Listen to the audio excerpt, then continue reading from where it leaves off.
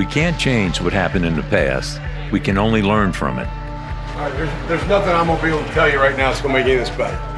All right, like that was rotten. Starts with me. It wasn't our standard, and it should hurt. We didn't play to our ability. All right, hats off to them. They're a good football team. Like that, we didn't play a bad team today. For us to be the #1 team in the conference and one of the top 20 teams in the country, that we got to be more clean. We got to limit the penalties. We got to hold a standard way more higher and critique the little details. I mean, it showed against Ole Miss that when you don't play as clean or you don't be as detailed against a good team, you're not going to win. All I'm worried about right now is who are we? Who are we? Tulane. What's our foundation? Tough. Yeah, we're gonna find out what we're made of. Cause that wasn't like right now, guys. Like that wasn't our standard, and it wasn't what we're about. That's not the group I know, and I don't even care about the scoreboard.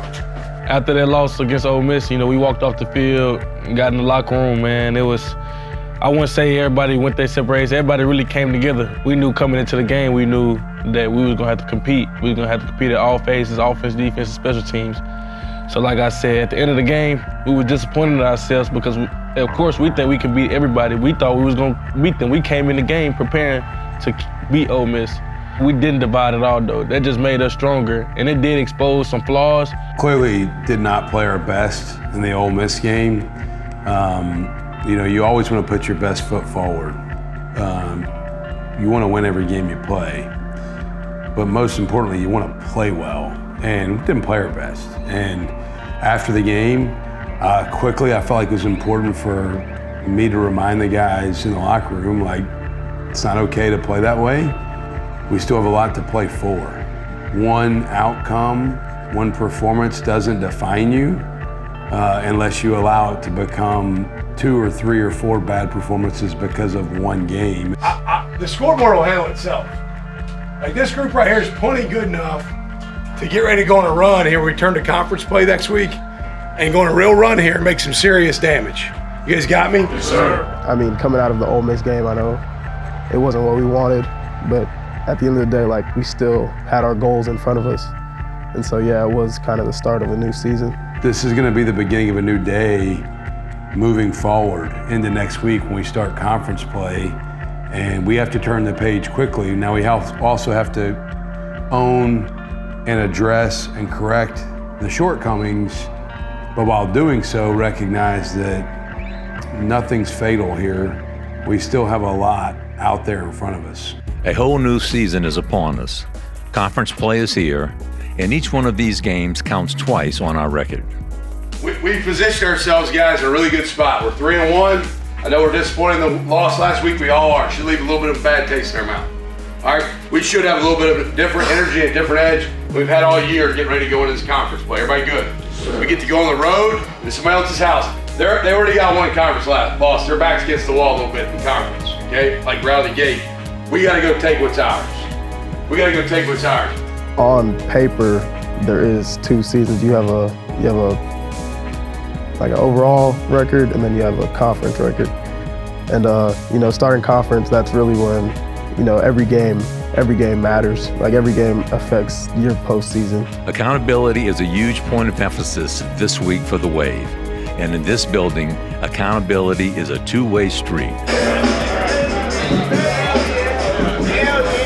Let's go, get it up, let's go! All right, locked in. First, I want to show you all something.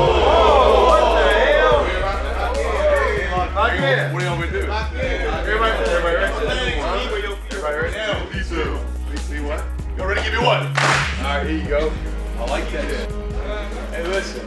So that was a good fun time. He been preaching it to us all week, and then I don't know if he meant to slip up like that, but it was fun to see it reverse back to him, and for him to stand out and do it. Hey, it just showed that everybody trying to work together to practice what we preaching, man. It's just, man, that's gonna take us and propel us a long way through our season. That just let the team know that we all play a part in this. Really, from the top down, head coach down to the smallest player, whoever that may be, the newcomer, starter. So just anything like that, we want to let her know that the detail is there So even if the coach slips up on anything, we're all tied into the details and focused on winning and all having the same goal. Yeah, we're focused on being detailed, and I walk into the team meeting and forget a detail that I start every meeting with, which was cool for the guys to be able to remind me, like, hey, coach, that's not how you start the meeting when you walk in, and kind of give me a little hard time maybe for half of a second forgetting like the flow of how I start meetings, and them kind of giving me the you made a mistake too moment. And it was fun, playful. I enjoyed it.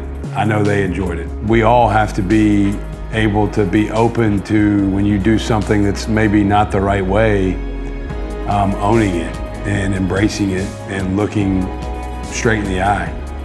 Accountability is like a big part of our program, and usually it's like from the top down, but you know, that moment kind of showed like accountability goes from the bottom up rather than from the top down. Like the guy on the bottom of the depth chart should be able to tell the starter, hey, he's not doing what he should be doing. And I mean, that's kind of the culture we've built. Everyone holds everyone accountable. Everybody understands that the standard is standard, no matter who it is or what's going on, that we're gonna hold everybody to the standard. I mean, yeah, it was a fun moment, but at the end of the day, the preparation we put in from week 1, we're gonna put in the same preparation in week 12, week 15. So I think just everybody understanding that this is a player-led team. Yeah, the coach is coach, but at the end of the day, this is our team will help us get to where we're trying to get. Today, the 3-1 Tulane Green Wave opens the American Conference season and begins their quest for their 4th straight trip to the American Conference Championship game. First up, the 2-2 Tulsa Golden Hurricane. Wake it up! Wake it up! Wake it up! Let's go! Let's get the 1-0 win on 2. 1-2.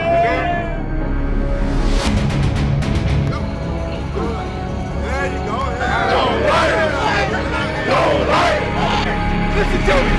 We are the hunter! We are the hunter! All day!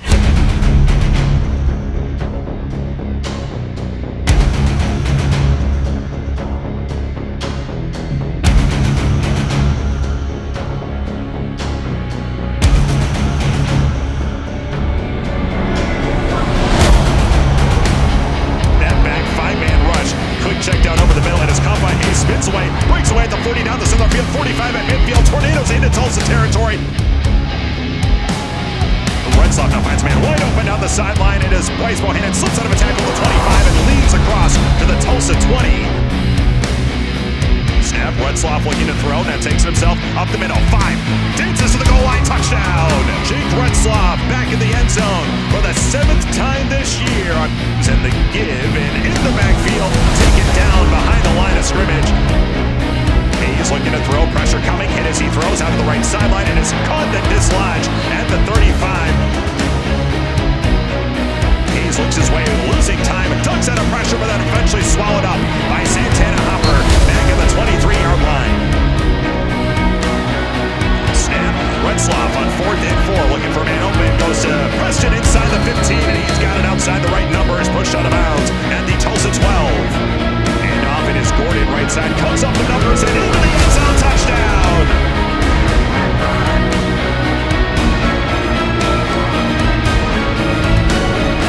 Richardson is hit hard in the backfield. Hitch left, it's off the face mask, Richardson is free, still bouncing around, and it's Tulane has a turnover right back. Yes, they do. All right.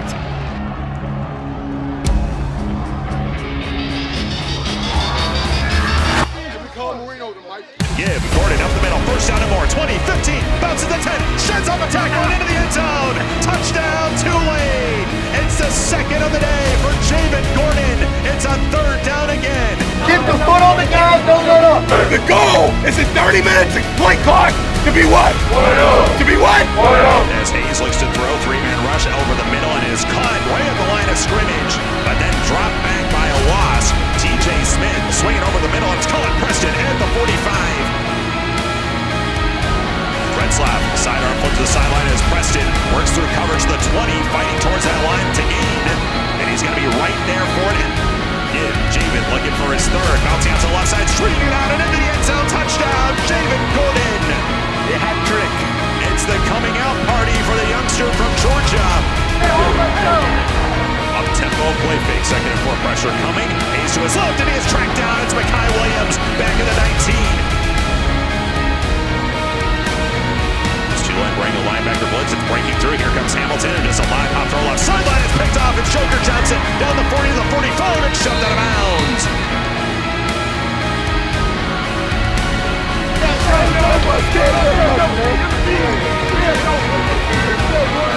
Left of the hands. Hayes with a blitz coming up the middle. It's picked up. Now Hayes ejecting left. He runs into elite near, and then he is tracked down and pushed down to the ground.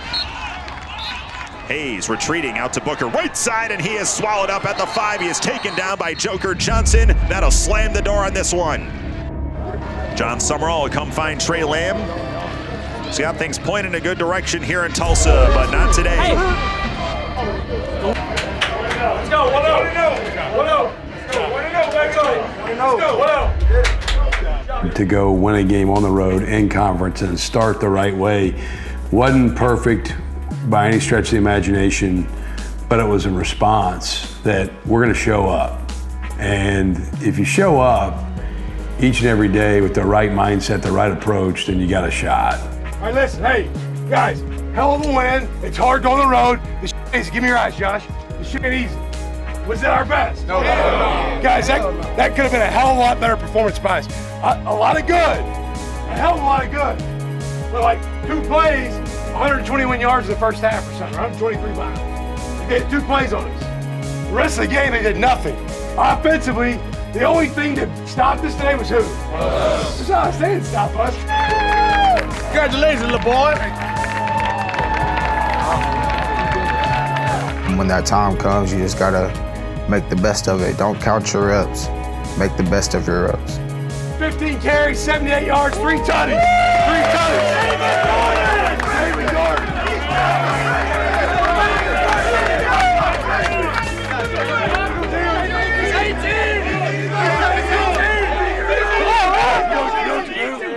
Come on, Run. Nervous? Already? A 1, a 2, hallelujah, hallelujah, hooray, buzz, TA, buzz, TA, Tulane! Got me on 1. After a big win to open conference play, we took some time during the bye week to give back. My wife got involved with the Baskets of Hope through Tyler Spots Orgeron's mom. The Sunday of our bye week, the staff wives got together to put the baskets together that we were going to deliver to Children's Hospital here in Uptown. And it's really just a care package for people that are in the hospital for a lengthy stay of some sort. Totally my wife's doing, and the coaches' wives and Tyler's mom's doing. My wife led the charge in a lot of ways by ordering all the stuff that went in the baskets, and so that we could provide some people with something during their stay. Miss Sumrall organized an amazing event for Baskets of Hope, which is a nonprofit, an amazing nonprofit that gives kind of like goodie bags, which we packed, and gives them to kids that have cancer or are ill. And I think it's such a great thing that Miss Sumrall kind of organized, puts in perspective, how good we have it here. They'll be doing this on Thursday, and you guys should probably be able to see some pictures. Because Coach John and Miss Jenny and some players are going to go and visit the hospitalized children, okay? And you'll be able to say, hey, I made that for them. So the group that went to Children's Hospital to deliver the baskets was smaller than the group that actually put the baskets together. It took a lot of hands to put the baskets together. The group that went to Children's Hospital was myself and my wife, Chadre Hurst, Sam Howard, Bryce Bohannon, Johnny Pascuzzi, and Jake Retzlaff. And went and spent a couple hours on an off day in a bye week, just visiting with families, with the children that were there, and spending time with them. And it's amazing how inspiring and motivating a child can be to you when they're maybe facing adversity or a challenge that they didn't ask for or want, and seeing their attitude, their toughness, and just their approach to fighting and continuing to show up, even maybe in less than ideal circumstances. He's smiling. What are those? That's why I was asking, because all your people here, you ain't smiling at none of them. You got the game face on, cool. Yeah. I feel like we probably got more out of it than we could ever give them.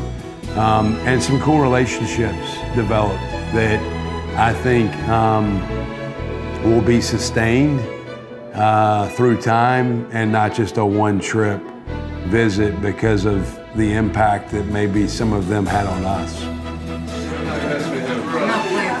No.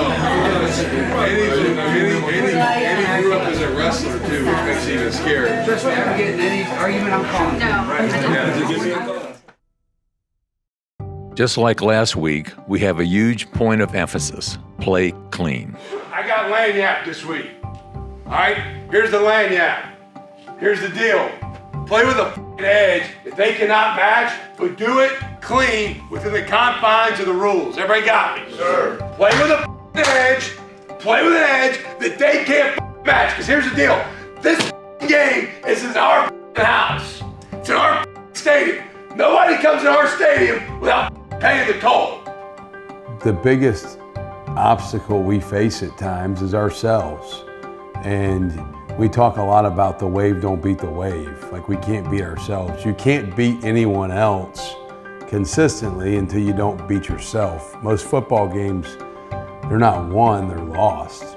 And the emphasis for us is to continue to refine who we are and play clean and play with detail and play with discipline so we can elevate what our ceiling is and also elevate the floor of how we play too. It starts with each person leading themselves, and that's what we talked about with the core values. To lead others, you gotta lead yourself first, and that starts with each person like looking in the mirror and saying like, all right, there's a problem. How am I gonna fix it? And it's easy to point fingers, but when you start to just look at it from a broad picture, you can find where you can help out. I mean, we've been working hard since January to now, and we preached a conference championship. We preached a CLP for 7-8 months straight, and everybody understanding now that if we don't play cleaner or we keep slipping up, it's gonna cost all the work we put in every single week and crush all the goals we had for the end of the season.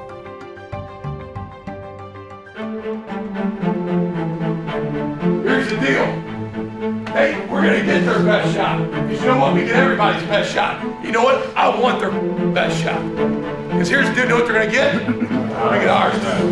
Tonight, the Tulane Green Wave, 4-1 on the season, 1-0 in the American, is back on the field after a week away. They look for a 2-0 start in league action against the high-octane East Carolina Pirates, 3-2 on the year, 1-0 in the American. You're gonna be tested tonight. All right, y'all lock in, lock arms, fight together, play the same wavelength. All night. Let's go, man. Let's have a day, man. Let's go. And do simple.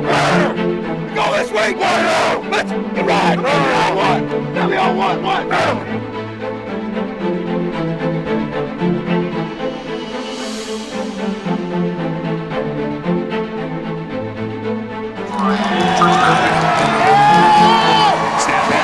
Under pressure, retreating, and down he goes. Back at the 17-yard line. Sam Howard, the linebacker, finishes him off.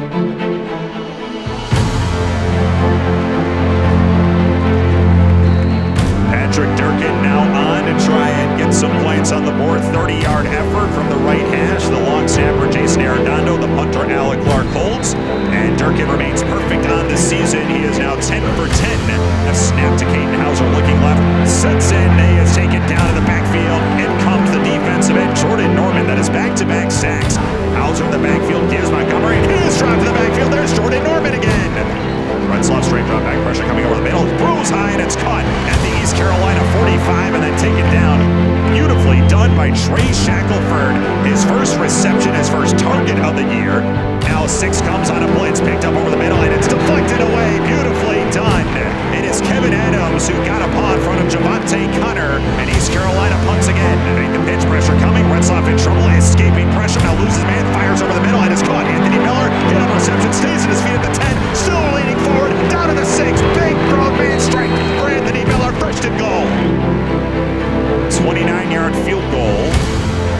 middle of the field for Patrick Durkin. Rush comes in. Durkin knocks it through between the wickets. They'll load up the line with 6, and they'll bring everyone. Pressure comes over the middle, and it's incomplete. Looking for Riles at the 27. No flag on the field. Turnover on downs. Retzlaff looking, firing over the middle, and it's a jumping grab. Trey Shackelford climbs the ladder at the 15. In Barnes, right side, up the middle to the 10 to the 5, dancing around, stays on his feet, leads towards the goal line. He is down at the 2. So another field goal try for Patrick Durkin, and this one is good. 6 in the box of the wave, 4 come on 2nd and 6. Hauser with a clean pocket, then he loses time. Here comes Trayvon McAlpine soaring in from up the middle to bring him down for a sack. 40-yard effort now for Patrick Durkin from the right hash with 41 seconds to play in the first half. Arenado snap is good. Clark's hold is clean. The spin of the ball looks true, and the field goal is good. So Patrick Durkin now 4 for 4 tonight as he knocks in this one from 40. Hey, listen! The biggest thing we know is myself. I was quit doing that. Do simple matter. Every little thing. The goal tonight is to end what? 1-0. Family on one. One family. Yeah. Let's go. Play action for Retzlaff. Pressure comes, firing deep over the middle. Man wide open. It's ball handed on the run to 40. Down the left sideline, inside the 35 and out of bounds near the East Carolina 30. Gibbs straight ahead and very close. And he is going to be about a half yard shy of the marker at the 24. Pistol set, Retzlaff makes the give, play action, straight drop back, firing deep over the middle. He's got outside Carl Lewis, he jumps up, makes it, slips on a tackle, and there it goes! There's the play! There's a touchdown! Things are back right with the world! Tulane back in front on one big strike. His first career touchdown, the redshirt freshman from Florida. It's the first passing touchdown for Jake Retzlaff since week 2. Hauser, 4-man rush, checked out. Engelman hit hard at the 6-yard line. Isaiah Shine with the hits. Retzlaff, straight drop, 3-man rush. Left sideline, side Carl Lewis holds it in at the East Carolina 45. Retzlaff out to the flat right, it is caught Anthony Brown-Stevens, and he slips down near the line to gain. He's got it at the 32. Tailback, it is Retzlaff rolling to the right, fires on the run, and it's scored, and turning into the end zone. Touchdown!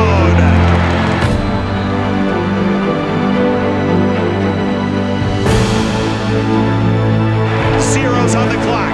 Wow. The ball game is over. And Tulane is going to escape. Coach, bit of a weird game there, weird finish here, but you got the job done. What does this win say about your football team?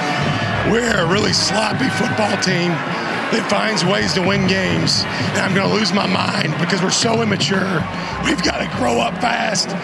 I'm glad we won. I'm not happy with how we played. Thank you, Coach. Yeah, roll wave. Sums it all up right there. What a great answer. Could not have been a better answer to that question from Harry. There was an old cliche. We'd rather learn something from a win than after a loss. While that may be true, we still need to rise to our standard. You never stop celebrating wins. Winning is hard. It's not easy. But as soon as you think everything is right in the world just because of a win and you're not driven towards your best, and in some ways I'm probably driven towards perfection for our team, and you are okay with mediocrity in certain areas, the scoreboard can cover up some mistakes, but you have to still own the mistakes. And so while you're winning, you have to really address what is not going the way it needs to go that will cost you later. That speaks a lot, because our culture is so strong. We know, like, we supposed to be dominating teams, man. And that's why we feel like it's a loss, because we're not doing what we're supposed to do. But at the end of the day, we got to lock in, because there's going to be teams out there that test our foundation. Once we put that full game together and we win and just kind of overpower our opponent, like, it'll truly show the amount of talent we have. And you know, those games seem like a loss because we have such a high standard. but you know, we're able to get by because of our talent.